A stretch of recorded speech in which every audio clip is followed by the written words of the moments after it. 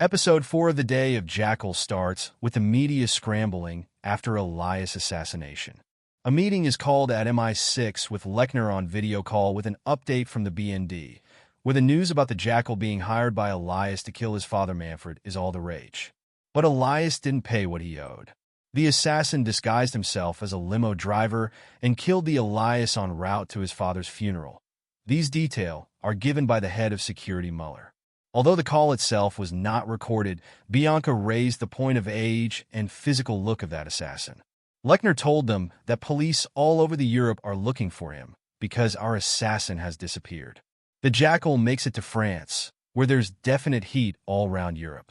This is something made all the trickier when the Jackal ends up crashing into a truck when he's not watching the road properly.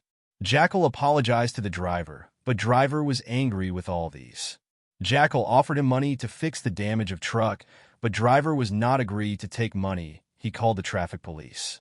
Police officer checked the national identity card under the name of Anthony and driving license. He also asked about the car from where Jackal has taken it on rent. Jackal said, "I have taken it from Munich." When the police officer checked out the bag of Jackal, then Jackal kills the officer and the truck driver too. The Jackal is definitely getting sloppy, but he stages the scene to make it look like the two killed one another. Back at MI6, Bianca learns that the Jackal is on the move again. OC's American contact has picked up chatter that there's another hit going to happen about Rodan, and advance payment is given to kill him. But they need to find a lead, and soon. Over in Spain, the Jackal rings Nuria and decides to invite her over to Paris so they can talk and spend time together. He knows he's been busted and is clearly trying to save face here.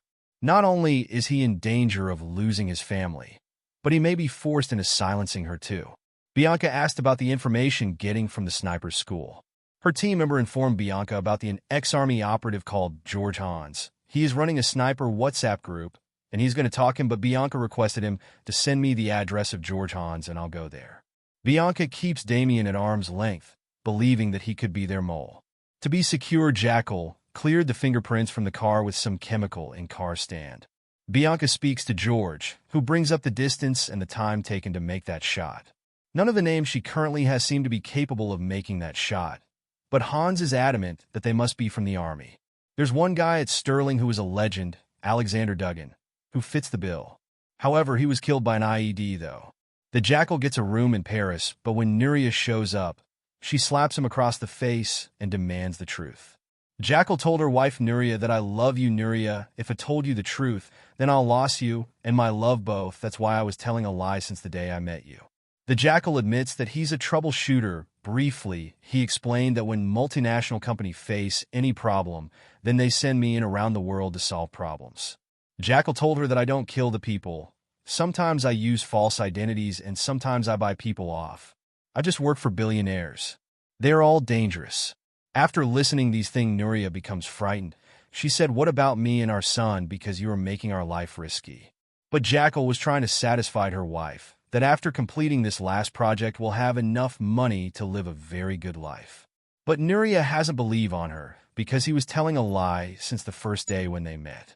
Nuria also loves him deeply, so she asked about to finish this job. Then Charles said, "After 2 weeks, it'll be finished, then everything will be according to you." I promised. After killing Elias, those in New York want the Jackal on a leash, and a tight one at that. They're going to stick with him for now, but it's clear things are very tenuous. Larry killed the Allison, and now Larry has the Allison phone. Larry messaged the Bianca to come to meet at same place. When Bianca arrived, Larry attacks her with a knife, and Bianca calls MI6, needing assistance. However, when he sees the police approaching, he scrambles away. Bianca wants to talk to Allison, but after a few back and forth retorts, it becomes clear that Allison is actually dead. Back home, Bianca heads back with her arm patched up. She refuses to talk to Paul about what happened and sends him off on his business trip with a nonchalant kiss and a hug. Bianca, finally after 4 episodes, shows some vulnerability. She looks in the mirror and handles her gun worried. Things at work aren't any easier for her. There's only so much Isabel can do to protect her, and they need to make progress on the case.